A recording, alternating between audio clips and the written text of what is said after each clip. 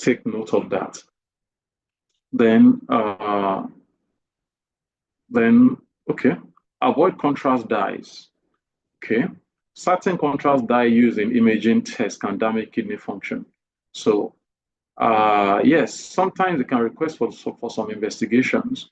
Okay, maybe we ask someone to do a CT scan or MRI, and they are going to have to inject some.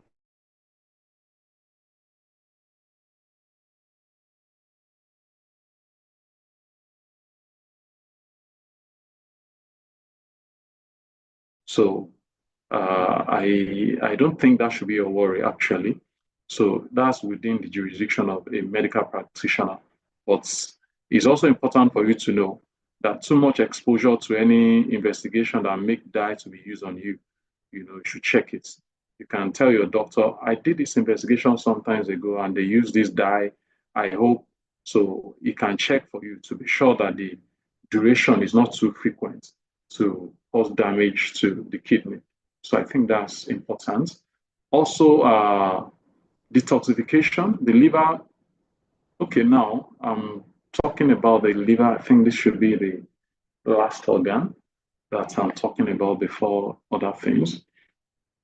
The okay, detox, the liver. Okay, the liver is a very important organ also that also filter the blood.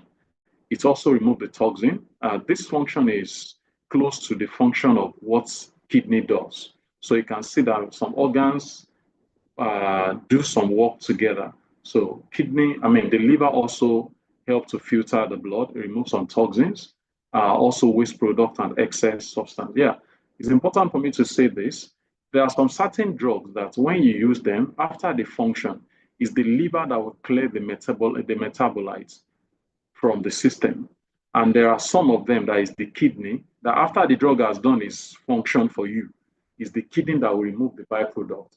Meanwhile, the liver is the one that. So now, on account of that, there are some drugs we don't give to some people.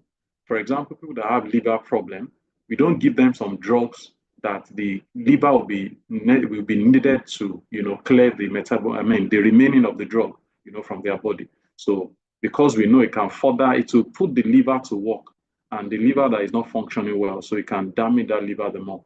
So I hope that benefits you. I hope it's not too high valuing. Then metabolism, the liver convert nutrients from food into energy, storing glycogen. So basically what that simply means is that liver helps. For example, you have eaten now, body has used the one it wants to use. The remaining is will convert it into fat to be stored in your body. So by the time you notice you're overeating, you notice you are getting fatter. That's the function of the liver. It's the one storing all those fats for you. Because at the moment, the excessive eating is not being used all at once. So it's the one storing it for you. So then also is the liver produces what we call bile. Bile is used in the metabolism of fats and oil. So it's also very important. So then it's also important in the storage of vitamins and minerals, such as vitamin D, iron, copper, and all that. So then the production of protein, some hormones and proteins are being produced by the liver. Okay, so the liver produces protein that help regulate blood clotting, transport of lipid, transport lipids and maintain immune function. So like I said, regulation of hormones, liver helps to regulate hormones such as insulin. Insulin is the hormone that help you to make use of glucose from your blood. When you eat, the food is being absorbed and converted to glucose. The glucose goes into your blood. Now is the insulin that will pick it, that will make it to be useful for the organs. So except for brain. So that's why people that have diabetes, that have reduced insulin level, it doesn't affect their brain function, because you may see them, they are like they are growing lean, because we call it a condition of suffering in the midst of plenty. They have excess sugar in their blood. However, what we make that sugar to be useful for their different parts of the body is low. So on account of that, they are suffering in the midst of plenty. But to the glory of God, the brain does not is not dependent on insulin to make use of the glucose. So thank God for that. If diabetes, or if those patients that have diabetes, if their brain has to depend on insulin before he can take his own glucose, it will have been a very bad disease, as in worse than the way it is. So then also thyroid hormone, sex hormone are being regulated by the liver. So the overall health of the liver plays a very critical role in maintaining overall health, regulating metabolism and removing toxins.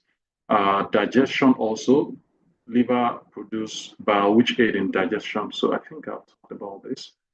So then how do you maintain a healthy liver? This is important also. Eat balanced diet, stay hydrated, regularly exercise yourself. You see that some of these things are, I've been saying them over and over. It's not more than this. If you do this, you really go a long way to help your health.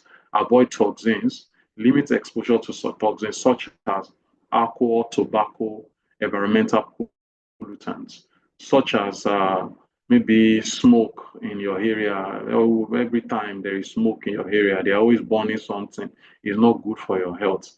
So things like that should be avoided. There is something we call asbestosis. Uh, Let me not go into too much medical things so that I don't bore you. Get regular checkup. So I want to be sure that people are still hearing me, sir. Yes, we are hearing you. Yes, sir, we are Okay, and I hearing you, hope. sir. Oh, thank you very much, ma'am. Thank you, ma'am. So then get regular checkups, schedule regular health checkup to monitor